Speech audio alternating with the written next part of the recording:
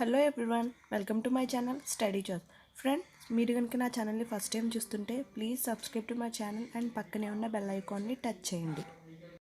Friends, ఈ వీడియోలో మనం 6th క్లాస్ సైన్స్ టెక్స్ట్ బుక్లోని ఫస్ట్ వీడియోలో అంటే పార్ట్ 1లో 89 బిట్స్ వరకు చూడడం జరిగింది. మిగతా అంటే 170 ఉన్నాయని చెప్పాను కదా, మిగతావి పార్ట్ 2గా చేయడం జరుగుతుంది. ఇవి పార్ట్ 2 ఫ్రెండ్స్. మీరు అది ఎవరైనా ఫస్ట్ ఈ వీడియో చూస్తున్నట్లయితే ముందు వీడియో ఉంది, దాన్ని ఒకసారి సెర్చ్ చేసి తర్వాత దీన్ని చూడండి. అప్పుడు మీకు క్లారిటీ అనేది రావడం జరుగుతుంది. ఫ్రెండ్స్, ఇప్పుడు మనం వీడియోలోకి వెళ్దాం. 90 ఒక పదార్థం ద్రవస్థితి నుంచి ఘనస్థితికి మారడాన్ని స్ఫటికీకరణం అంటారు. 91 ఒక ప్రదేశపు ఉష్ణోగ్రత పెరిగితే అక్కడి యొక్క గాలిపీడనం కూడా తగ్గుతుంది. 92 భూమి తన అక్షం చుట్టూ తాను తిరగడం వలన వాతావరణంలోని మార్పులు అనగా ఋతువులు అనేవి ఏర్పడుతున్నాయి. అంటే భూమి తన అక్షం చుట్టూ తాను తిరగడం వల్ల మనకి ఋతువులు అనేవి ఏర్పడుతున్నాయి. 93 మనం తిన్న ఆహారం జీర్ణక్రియలో అనేక యాంత్రిక మరియు రసాయన చర్యలకు గురై చిన్న చిన్న పదార్థాలుగా మారిపోతుంది. 94 వేల సంవత్సరాలుగా ప్రవహించే నీటిని మనం శక్తి వనరుగా ఉపయోగించుకుంటున్నాం. 95 డైరీ పరిశ్రమలో భారీ ఎత్తున పాల నుంచి పెరుగు తయారు చేయడాన్ని కొయాగ్యులేషన్ అంటారు. ఇంపార్టెంట్ ఫ్రెండ్స్, ఇది అంటే ఎక్కువ మోతాదులో పెరుగును తయారు చేయడాన్ని కొయాగ్యులేషన్ అంటారు. అంటే చూడండి, మనకి విశాఖ డైరీ, హెరిటేజ్ ఇలాంటి దాంట్లో. తర్వాత 96 ప్రీ హిస్టోరియక్ యుగంలో మొక్కలు, జంతువుల అవశేషాల నుంచి బొగ్గు, ఖనిజ వాయువు, పెట్రోల్ మొదలైన శిలాజ ఇంధనాలు తయారవుతాయి. ప్రీ హిస్టోరియక్ యుగంలో వచ్చేసి మొక్కలు, జంతువుల యొక్క అవశేషాల నుంచి పెట్రోల్ మొదలైన ఇలాంటి శిలాజ ఇంధనాలు అనేవి తయారవుతుంటాయి. అలాగే మనం పిక్రేబియంలో వచ్చేసి జంతువులు, మిసోజోయిక్ యుగంలో వచ్చేసి సరీసృపాల గురించి చెప్పుకోవడం జరిగింది. మీకు ఆ విషయాలు ముందు వీడియోలో రావడం జరుగుతుంది. 97 దీపావళికి కాల్చే టపాసులు రసాయన మార్పుకు ఒక ఉదాహరణ. 98 పదార్థం ఒక స్థితి నుంచి మరొక స్థితికి మారినప్పుడు సాధారణంగా భౌతిక మార్పు అనేది జరుగుతుంది. మనం దీనికి క్లారిటీగా ఏంటంటే 7th క్లాస్లో ఒక లెసన్ ఉంటుంది, చేంజెస్ అరౌండ్ అస్ అని. దాంట్లో మనం క్లియర్గా చూద్దాం. 99 ఇంధనాలలో నిల్వ ఉన్న శక్తి యాంత్రిక శక్తిని కలిగించడానికి ఉపయోగపడుతుంది. 100 ప్రపంచవ్యాప్తంగా బిలియన్ కన్నా ఎక్కువ మంది రోజుకు 6 లీటర్ల కన్నా తక్కువ నీటితో సరిపెట్టుకుంటున్నారు. ఫ్రెండ్స్, కొంచెం ఇంపార్టెంట్, అంటే ఎక్కువ మంది ఏంటంటే ఒక రోజుకి కావాల్సిన 6 లీటర్ల కన్నా తక్కువ నీటినే సరిపెట్టుకుంటున్నారు. దీనికి క్లారిటీ ఏంటంటే నెక్స్ట్ ఫ్యూచర్ వీడియోస్లో చూద్దాం. ఎందుకంటే సోషల్లో 8th సోషల్ అనుకుంటా, అందులో ఏంటంటే క్లారిటీగా మనం ఎంత వాటర్ తీసుకోవాలనేది క్లారిటీగా ఉంటుంది. 101 రెండు అడుగుల ఎత్తు ప్రవహించే నీరు పెద్ద పెద్ద వాహనాలను సైతం కొట్టుకుని పోయేలా చేస్తుంది. అందుకే వరద నీటిలో వాహనాలను నడపరాదు. 102 వాతావరణ శాస్త్రవేత్తలు radar, radio detection and ranging అనే పరికరాన్ని ఉపయోగించి వర్షం, మంచు మొదలైన వాటి గురించి తెలుసుకుంటారు. 103 ప్రపంచవ్యాప్తంగా ప్రతి సంవత్సరం 4 మిలియన్ల మందికి పైగా నీటి ద్వారా సంక్రమించే వ్యాధుల వల్ల మరణిస్తున్నారు. 104 నీటి ద్వారా సంక్రమించే వ్యాధులలో 43% డయేరియా వ్యాధులే. అంటే నీటి ద్వారా సంక్రమించే వ్యాధుల్లో 43% వరకు డయేరియా వ్యాధులే వస్తాయి. తర్వాత 105 అభివృద్ధి చెందుతున్న దేశాల్లో సంభవించే మరణాలలో 98% కలుషిత నీటి వల్లనే జరుగుతున్నాయి. అంటే బాగా డెవలప్డ్ కంట్రీస్లో కూడా ఏంటంటే 98% ఏంటంటే వాటర్ వల్లే, అంటే డెత్ రేట్ అనేది వాటర్ వల్లే ఎక్కువ అవుతుంది అని చెప్పేసి చెప్పడం జరుగుతుంది. వర్షపు నీటిని నిల్వ చేసుకోకపోవడం కరువులకు ఒక కారణం. 107 ప్రపంచ ఆరోగ్య సంస్థ నివేదిక ప్రకారం ప్రతి రోజుకు కనీసం అవసరాలకు 50 లీటర్ల నీరు కావాలి. 108 టేల్స్ ఆఫ్ మిలిస్ అనే గ్రీకు శాస్త్రవేత్త స్థిర విద్యుత్తును కనుగొన్నారు. 109 విలియం బర్డ్స్ అనే బ్రిటిష్ శాస్త్రవేత్త విద్యుత్తును కనుగొన్నాడు. ఇది ఒక కదిలే ప్రవాహం లాంటిదని, దానికి హ్యూమర్ అని పేరు పెట్టాడు. విలియం బర్డ్స్ అనే వ్యక్తి విద్యుత్తును కనుగొన్నారు.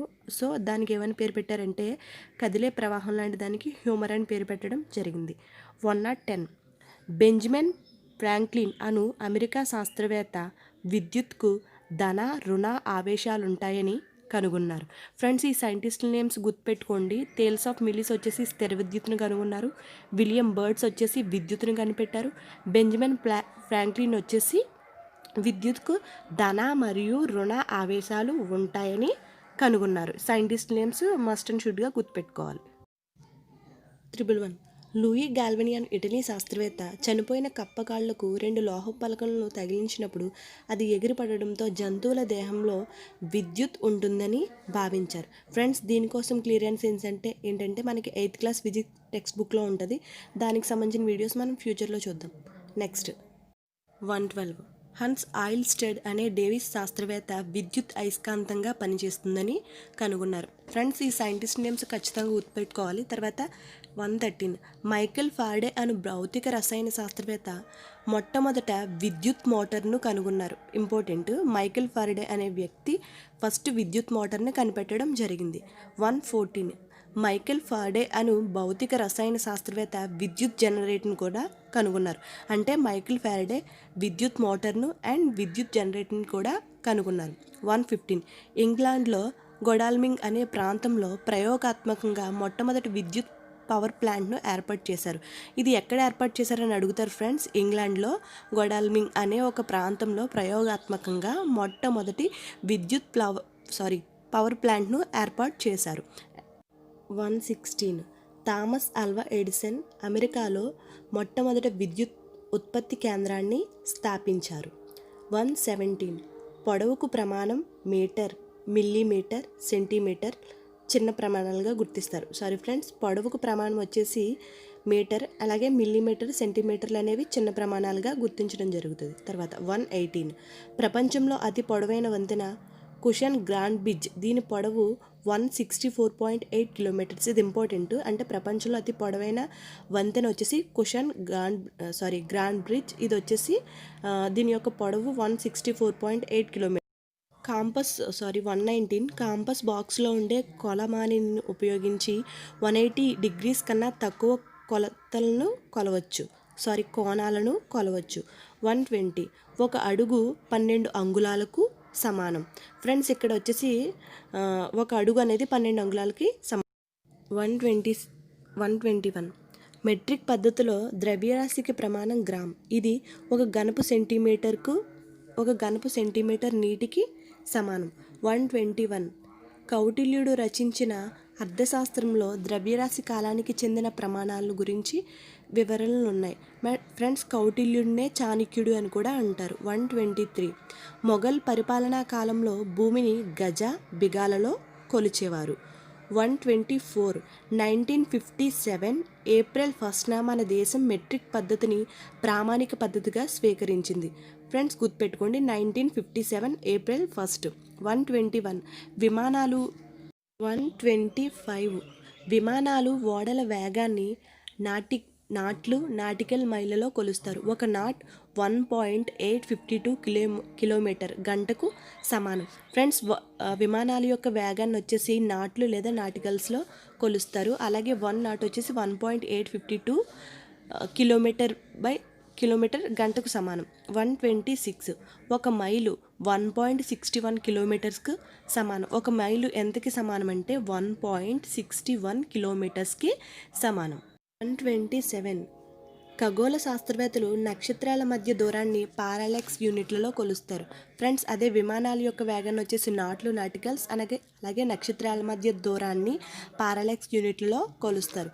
128 1 మీటర్లో 1 బిలియన్ వంతును నానోమీటర్ అంటారు. 129 కంప్యూటర్లు, సెల్ ఫోన్లు వంటి సాధనాలను మెమరీస్, బైట్స్, కిలోబైట్స్, మెగాబైట్స్లో కొలుస్తారు. 130 1 కిలోగ్రాం బియ్యం ఉత్పత్తి చేయడానికి 5,000 లీటర్ల నీరు ఖర్చవుతుంది.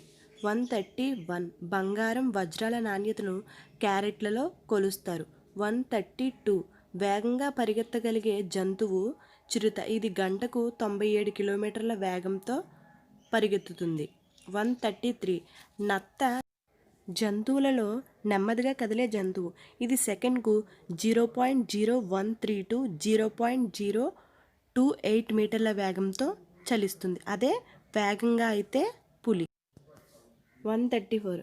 ప్రపంచంలో దాదాపు 2700 జాతుల పాములు జీవిస్తున్నాయి. ప్రపంచంలో వచ్చేసి 2700 జాతుల పాములు అనేవి జీవించడం జరుగుతుంది. 135. పక్షుల్లో అతి చిన్న పక్షి హమ్మింగ్ బర్డ్. దీని పొడవు 5.7 సెంటీమీటర్లు. 136. పక్షుల్లోకెల్లా మగ ఆస్ట్రిచ్ పక్షి బరువైనది. దీని బరువు 345 పౌండ్లు లేదా 156 కిలోలు. 137. మన శరీరంలో పొడవైన ఎముక ఫేమర్. ఇది తొడలో ఉంటుంది. అదే చిన్న ఎముక వచ్చేసి చెవిలో ఉంటుంది. 138. ఆరోగ్యవంతుడైన మానవుని గుండె జీవితకాలంలో 2.5 బిలియన్ల సార్లు కొట్టుకుంటుంది. 139. మానవుని గుండె నిమిషానికి 5 నుంచి 30 మీటర్ల రక్తాన్ని పంపు చేస్తుంది. లీటర్ల. 140. మానవ శరీరంలో నీటిపై తేలగల అవయవం ఊపిరితిత్తులు. ఇది అమెరికాలోని మిన్నీసోటా సైన్స్ మ్యూజియం కనుగొంది. 142. మానవుని పుర్రెలో నిజానికి 22 బోన్స్ ఉంటాయి. ఇవన్నీ కలిసిపోయి ఒకటిగా కనిపిస్తాయి. దీన్నే క్రేనియం అని అంటారు. అంటే మన పుర్రెలో వచ్చేసి 22 ఎముకలు అనేవి ఉంటాయి. మన శరీరంలో పెద్దది వచ్చేసి ఫీమర్ ఎముక. 142. ఉభయచరాల జీవిత చరిత్రలో గుడ్డు, లార్వా, ప్రౌఢజీవి అను 3 దశలు అనేవి ఉంటాయి. తర్వాత 143. స్పంజికలను రసంగా పిండి కదలకుండా ఉంచితే అది తిరిగి మళ్ళీ స్పంజికగా మారుతుంది. 144. మన శరీరంలో 206 బోన్స్ అనేవి ఉంటాయి. అలాగే 230 కీళ్ళు అనేవి ఉంటాయి. 145. జిరాఫీ మాదిరిగానే మనిషి మెడలో కూడా 7 ఎముకలు అనేవి ఉంటాయి. 146. సూర్యకాంతి భూమిని చేరడానికి 17 సెకండ్ల సమయం పడుతుంది. సూర్యకాంతి అనేది భూమికి చేరడానికి 8 నిమిషాల 17 సెకండ్లు పడుతుంది. 147. ఆకుపచ్చ, ఎరుపు, నీలం రంగును ప్రాథమిక వర్ణాలు అంటారు. ఇవి వివిధ పాలలో కలిసి అనేక రంగులను ఏర్పరుస్తాయి. 148. నీటి బిందువు గుండా సూర్యకాంతి ప్రయాణింపచేసినప్పుడు ఇంద్రధనుస్సు ఏర్పడుతుంది. 149. బల్బు వెలగడానికి ఉపయోగించే విద్యుత్తులో 10% కాంతినిస్తే 90% ఉష్ణానికే సరిపోతుంది. అంటే బల్బు వెలగడానికి మనకి 10% కాంతి అవసరమైతే అదే ఉష్ణానికి వచ్చేసి 90% అవుతుంది. 150. కాంతి సెకనుకు 3 లక్షల కిలోమీటర్ల వేగంతో ప్రయాణిస్తుంది. 151. కాంతిని గురించి అధ్యయనం చేసే శాస్త్రాన్ని దృశ్య శాస్త్రం అని అంటారు. 152. భూమి నుంచి కాంతి చంద్రునికి చేరడానికి 1.255 సెకండ్ల సమయం పడుతుంది. 153. సూర్యకాంతి సముద్రంలో 262 అడుగుల లోతు వరకు ప్రయాణిస్తుంది. 262 గుర్తుపెట్టుకోండి. 154. తెల్లని కాంతిలో 7 రంగులు ఉంటాయి. 155. లేజర్ కూడా ఒక రకమైన కాంతి కిరణమే. శరీరంలో ఏర్పడే కణుతులను తొలగించడానికి వైద్యశాస్త్రంలో లేజర్ను ఉపయోగిస్తూ ఉంటారు. 156. సమయాన్ని కొలవడానికి ఉపయోగించే సన్డైల్ను నీడల ఆధారంగా సమయాన్ని కొలుస్తారు. 157. గాజు, నీరు, గాలి మొదలైన మాధ్యమాలలో కాంతి వేరువేరు వేగాలతో ప్రయాణిస్తుంది. 158. కలువ గింజలు 300 నుంచి 400 సంవత్సరాల వరకు జీవించి ఉంటాయి. 159. అప్పుడే పుట్టిన నీటి తిమింగలం దాదాపు 20 నుంచి 21 అడుగుల పొడవును 3000 కిలోల బరువును కలిగి ఉంటుంది. అదే మనం అతిపెద్ద జీవి వచ్చేసి నీటి తిమింగలం అని చెప్పుకున్నాం కదా, అది 110 to 160 టన్స్ ఉంటుంది. అలాగే 20 నుంచి 30 మీటర్లు ఉంటుందని పొడవు ఉంటుందని చెప్పుకున్నాము. అలాగే అప్పుడే పుట్టిన నీటి తిమింగలం వచ్చేసి దాదాపు 20 to 21 అడుగుల పొడవు 3 కిలోల బరువు అనేది ఉంటుంది అని చెప్పడం జరుగుతుంది. 160. మనం పుట్టినప్పటి నుంచి జీవితాంతం వరకు జీవించి ఉండే కణాలు మెదడు కణాలు మాత్రమే. అంటే మనం పుట్టినప్పటి నుంచి చనిపోయే వరకు జీవించి ఉండేవి మెదడు కణాలు. 161 మన నోటి నుంచి వచ్చే దగ్గు గంటకు 96.5 కిలోమీటర్ల వేగంతో వస్తుంది. దగ్గు అనేది 96.5 కిలోమీటర్స్ వేగంతో వస్తుంది. 162 కోడిగుడ్డు తెల్లసొనలో అల్బుమిన్ అనే ప్రోటీన్. 163 అట్లాంటిక్ జెట్ స్పీడ్ యొక్క కన్ను 40 సెంటీమీటర్ వ్యాసార్థం కలిగి ఉంటుంది. 164 మానవునిలో గుండె 30 అడుగుల దూరం వరకు చిందేలా రక్తాన్ని పంపు చేస్తుంది. 165 బ్యాక్టీరియాల్లో అత్యల్ప ఉష్ణోగ్రతల వద్ద కూడా జీవించగలవు. అంటే బ్యాక్టీరియాలు అనేవి అత్యధిక ఉష్ణోగ్రతల్లో కూడా జీవించగలవు. అందుకే వీటిని సర్వాంతర్యాములు అని కూడా అంటూ ఉంటారు. అలాగే ఈ బ్యాక్టీరియాలు లేని ప్రదేశం వచ్చేసి తల్లిపాలలో ఉండదు. అలాగే వర్షపు చినుకులో కూడా ఈ బ్యాక్టీరియాస్ అనేవి ఉండవు. తప్ప మిగతా అన్నిటిలో కూడా బ్యాక్టీరియాస్ అనేవి ఉంటాయి కాబట్టి వీటిని సర్వాంతర్యాములని అంటారు. 166 జున్ను తయారు చేయడంలో శిలీంధ్రాలను ఉపయోగిస్తారు. దానిని కిణ్వనం అంటారు. 167 మనం పీల్చే గాలిలోని ఆక్సిజన్ హిమోగ్లోబిన్తో కలిసి శరీరమంతా ప్రయాణిస్తుంది. 168 క్రీస్తు శకం 1590లో డచ్ శాస్త్రవేత్త జకారియస్ జాన్సన్ అతని తండ్రి హేల్స్ మైక్రోస్కోప్ను కనిపెట్టారు. 169 మనం ఆహారంగా ఉపయోగించే పుట్టగొడుగులు కూడా శిలీంధ్రాలే. 170 మురికి నీటిని పరిశుభ్రం చేసే కేంద్రాలలో శైవలాలు ఎంతగానో ఉపయోగపడతాయి. ఫ్రెండ్స్, ఈ శైవలాలు శిలీంధ్రాల గురించి ఏంటంటే మనకి 9th క్లాస్లో బ్రీఫ్గా ఉంటుంది బయాలజీ టెక్స్ట్ బుక్లో, అప్పుడు మనం డిస్కస్ చేద్దాం. ఫ్రెండ్స్, నేను ఇప్పటి వరకు 6th క్లాస్కి సంబంధించిన మొత్తం 170 బిట్స్ని చెప్పడం జరిగింది. అండ్ పార్ట్ 1 89 బిట్స్ని చెప్పడం జరిగింది. అండ్ పార్ట్ 2లో 170 వరకు కవర్ చేయడం జరిగింది. ఇందులో ఉన్న ప్రతి బిట్ అనేది చాలా ఇంపార్టెంట్ అండ్ మీకు కాంపిటేటివ్ కూడా చాలా యూజ్ అవుతుంది అండ్ బేసిక్స్ నుంచి తెలుసుకోవడానికి చాలా హెల్ప్ అవుతుంది. అండ్ ఇది పార్ట్ 2గా చేయడం జరిగింది. సో మీరు ఎవరైనా ఫస్ట్ టైం ఈ వీడియో చూస్తున్నట్లయితే పార్ట్ 1 వీడియో ఉంది. ఆ వీడియోని చూసిన తర్వాత ఈ వీడియో చూడడం ద్వారా మీకు ఒక క్లారిటీ అనేది రావడం జరుగుతుంది. మీకు కనుక ఈ వీడియో నచ్చినట్లయితే please subscribe to my channel, like చేయండి, షేర్ చేయండి, కామెంట్ చేయండి. ఫ్రెండ్స్, ఈ వీడియో మీకు ఉపయోగకరంగా ఉంది అని నేను అనుకుంటున్నాను. Thank you one and all.